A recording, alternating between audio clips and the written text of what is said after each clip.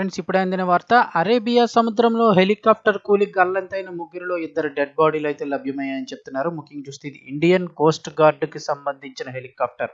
Indian Coast గార్డ్కి చెందిన ఈ helicopter advanced light helicopter అంటారు. ఇది సోమవారం అర్ధరాత్రి ప్రమాదానికి గురైంది. అత్యవసర ఆపరేషన్కి వెళ్తూ ఉండగా అరేబియా సముద్రంపై ఎమర్జెన్సీ ల్యాండ్ అవుతూ కూలిపోయింది. ఈ ఘటనలో సిబ్బంది ఒకరిని కోస్ట్ గార్డ్ సిబ్బంది రక్షించగా మరో ముగ్గురు గల్లంతైనట్లు అధికారులు వెల్లడించారు. కాగా ముగ్గురిలో ఇద్దరు డెడ్ బాడీలను మంగళవారం అధికారులు వెలికితీశారు. మృతులు కమాండెంట్ విపిన్ బాబు అలాగే ఎన్వికే కరణ్ సింగ్ గా గుర్తించినట్లు Porbandar coast guard DIG Pankaj Agarwal తెలిపారు.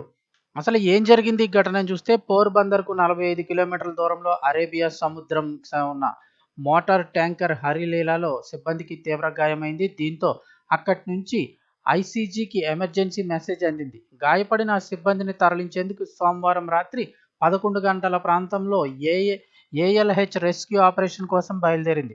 మార్గమధ్యంలోనే హెలికాప్టర్లో సమస్య తలెత్తడంతో ఎమర్జెన్సీ ల్యాండ్ అవ్వాల్సి వచ్చింది.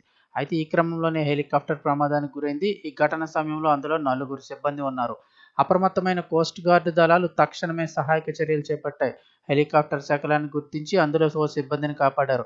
మంగళవారం మరో ఇద్దరు డెడ్ బాడీలు వెలికితీయగా మరొకరి కోసం గాలింపు చర్యలు చేపట్టారు. అయితే ఈ ప్రమాదానికి గురైన హెలికాప్టర్ ఇటీవలే గుజరాత్ వర్షాల సమయంలో 67 మందిని కాపాడి సురక్షిత ప్రాంతాలకు తరలించినట్లు అధికారులు తెలిపారు. అంతమందిని రక్షించిన ఈ హెలికాప్టర్ అయితే కనుక అరేబియా సముద్రంపై ఎమర్జెన్సీ ల్యాండ్ అవుతూ కూలిపోయింది.